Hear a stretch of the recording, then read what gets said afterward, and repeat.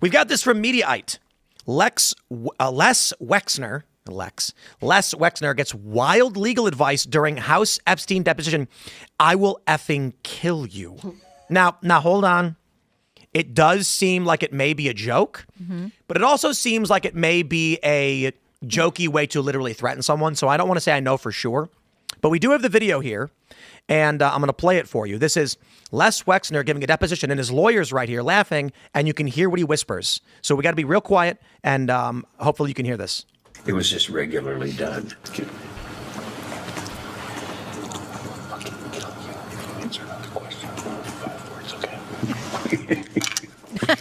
Answer the question. Okay.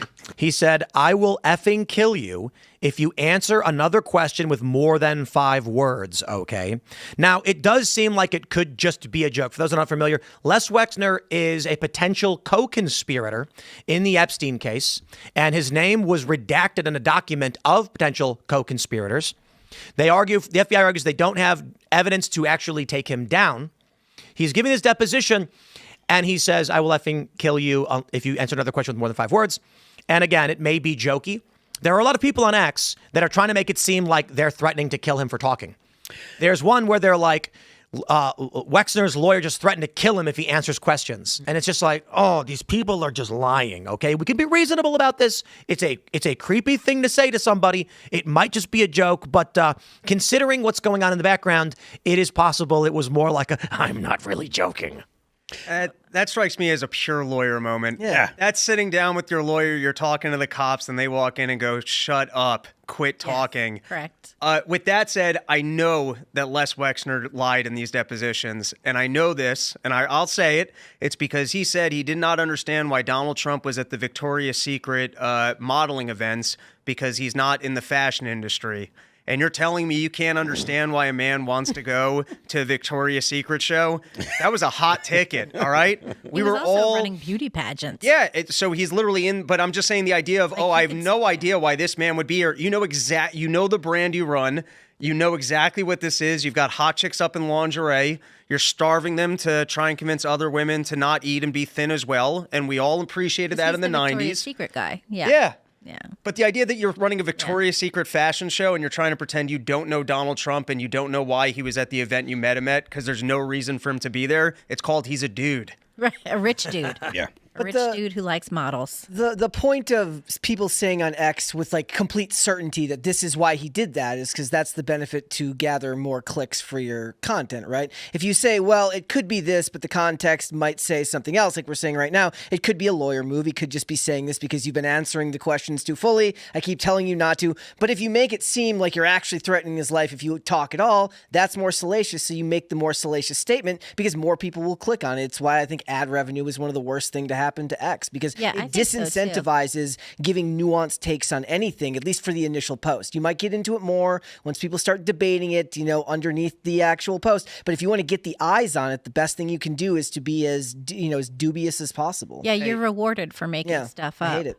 And the other thing too that drives me nuts, just super quick, is the thing where people post videos and they're like, "This is shocking," and then you look closer and it's like literally from 6 years ago. Yep. That drives me insane. I feel like if this lawyer handed Wexner one of like those Bush funeral letters, I would go, okay, he was threatened. He slides a picture of Epstein across the table. Yeah. Do you remember? Yeah, I mean, like, look, this is the exactly how I would want my lawyer to talk. I mean, there's not a whole. I disagree. To you, I would want my lawyer to be very clear and concise, and if he felt like swearing, I'm fine with that. My lawyer wouldn't have to say a thing because I would keep my mouth shut no matter what. Fair enough. He shouldn't be speaking. I know he tried to whisper, but it was miserably done.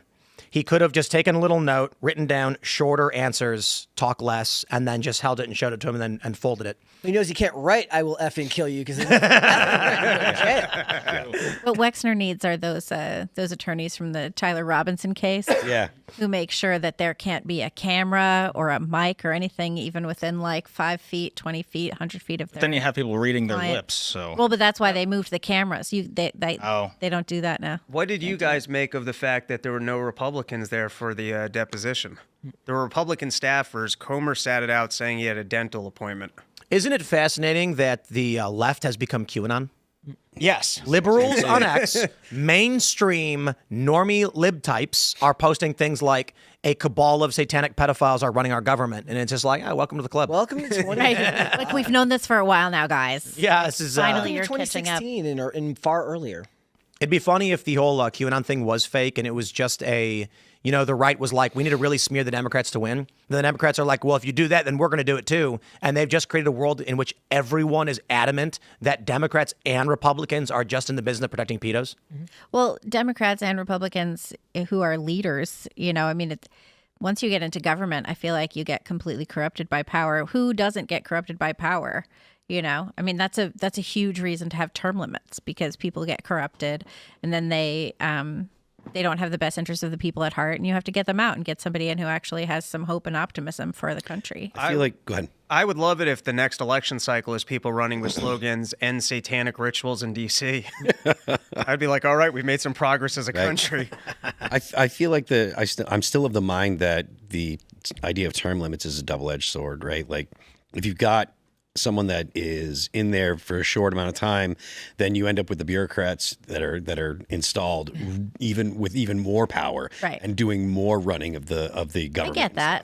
They're the ones who keep everything sort of stable. Yeah. And then they get corrupted as well. Yeah. So, maybe there should be term limits on lots of things. Maybe we should just get rid of more of the bureaucracy. Maybe there should be way less government. Yeah. Less regulation, less government. I also don't know if I buy that the left have become conspiracy theorists. This only stands on its feet for them because of Trump. Like, they just don't like Trump. The second, if Trump's name wasn't mentioned, they wouldn't be talking about satanic pedos. Technically, but we saw this when Trump was kind of out of the limelight for a bit in like 23, when Ron DeSantis had become the front runner in all the prediction markets. They immediately started writing articles saying DeSantis is worse than Trump. If you thought Trump was bad, oh no, DeSantis is coming. And I got to be honest, like, DeSantis he's pretty good in Florida, but he was pretty much vanilla yogurt everywhere else. And they were acting like he was neo-Mecha Hitler. Yeah, they say that about Vance, too. They're like, Vance is worse. He's a worse Nazi than Trump. They say that kind of stuff, look, too. As of the beginning of next year, they're going to be talking about whoever's running, for president, because that's when they're going to start, people start announcing, and they're going to just start sliming them all as worse than Donald Trump. And they'll ease up on Trump for the last 2 years. Obviously the House will still be doing the impeachment stuff, but the rhetoric surrounding Trump. Do you think the midterms are already lost? I'm behaving as if they are. Mm-hmm. I think that I'm of the mind. It's a districting thing. Yeah. Yeah. I'm of the mind that if the economy is doing gangbusters, the Republicans can win. Well, once this Iran war started, I don't know. That's going to turn the tide. But hold on. Let me finish my point. We don't know for sure because wartime does improve historically a president's approval rating. If the Republicans, if the economy is doing gangbusters, the Republicans can win. If the economy is not doing gangbusters, the Republicans cannot win. And just because I'm saying the Republicans can, I'm not saying the Republicans will. I'm not predicting that they will. It still is going to be dependent on the actual people running. What do you think would happen if Iran? I'm not trying to, a lot of people are going to be like, stop, don't say it, Tim, you're going to war, you're for war. No. But a genuine question, like, what would you think would happen if Iran staged a large-scale terror attack on the United States? Oh, that's a much different story. Right. Yeah, if Iran, I don't think they are going to, nor do they have the capability. But if they did, yeah, I think that would probably get people excited for more military action against Iran, and that would probably help Republicans. Let's say an attack happened that was clearly and definitively Iran on, say, like Times Square or something, and thousands of people. Yeah, that would probably help Trump. But so if that happened, I think everyone could agree this country would be overwhelmingly in favor of war with Iran. You'd get 60-70% being like yes. The question is that enough for Trump to rally for a midterm victory for Republicans? What, if there was a terror attack on our country? If there was a terror attack where most people agreed or felt that we should go to war, would that give Trump the power to then rally and say, vote Republican, and then they would vote congressional, I think that would, I think you'd get pretty close, but I do think you're right about the districting situation because New York State eliminated Nicole Malley-Toxis's district, essentially. Totally, yeah. The only reason it might not is if they blamed Trump for it and said you kicked the beehive when you bombed him. Right. That's a good point. Don't you think we're sick of that, though? Don't you think we're sick of being blamed for when people hurt us? And we're like, oh, no, you hurt me. I must be a bad person. Mommy, please don't beat me again. Look at the reaction to the Venezuela raid, right? Like, that is almost ubiquitously a positive thing to most Americans. They're like, okay, we didn't actually lose any Americans. We showed how strong we are, blah, blah, blah. Most Americans are like, that was actually cool. Like, whether I understand that libertarians don't have that same perspective, so I get where the criticism would come from. But libertarians are like 3% of the population or something like that. Nobody wants to be free. They want to control other people. So if Iran turned into some kind of military action, if there is some kind of strikes, or even if there's a ground war, like, if it's not something that turns into a quagmire where Americans are coming home in slew of caskets and stuff, if the United States goes in and essentially loses almost no one, the American people are going to be like, actually, that's kind of cool. And whether or not, again, the chat's probably going to chew me up for this, but I really do think that, like, most of your normies will be like, actually, that's kind of cool, because I think most Americans like winning. I think where Iran might differ from Venezuela is, for one, there's a lot more risk factors on the table, such as how China might react, whether or not there's going to be disruptions in oil trade, whether or not you're going to see Turkey or other people get more aggressive with Israel. But also, there's a lot of discontent in this country right now for how aggressively this administration is supporting Israel.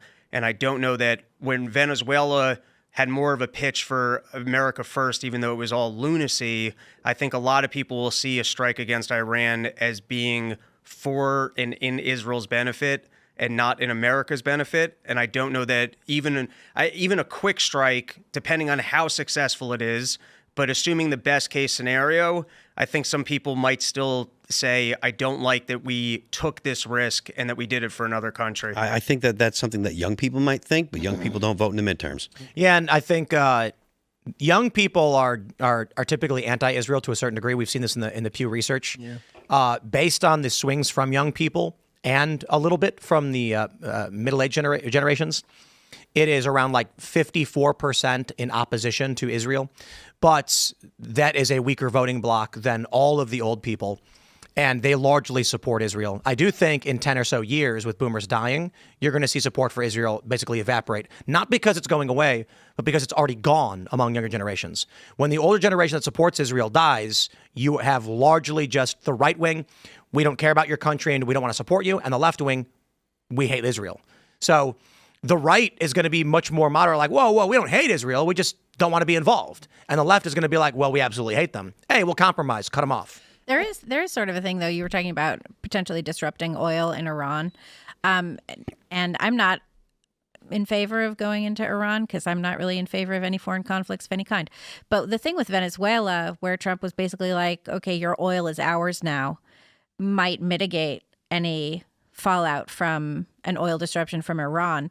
And also, to your point, Phil, the Pentagon at this point, like, I was on this Pentagon trip yesterday. We went to Missouri and visited Boeing, and it's like the second time I've traveled with Pentagon, and they are so intent on buying all of these kinds of autonomous weapons and things like that. They're really into it. So we're sort of at a point where our guys can stay home and play video games with, autonomous weapons and take people out and take out entire nations without anybody batting an eye. It's kind of crazy. Thanks for checking out this clip from Timcast IRL. Make sure to watch the show live Monday through Friday at 8 p.m. Subscribe to this channel, and we will see you all there.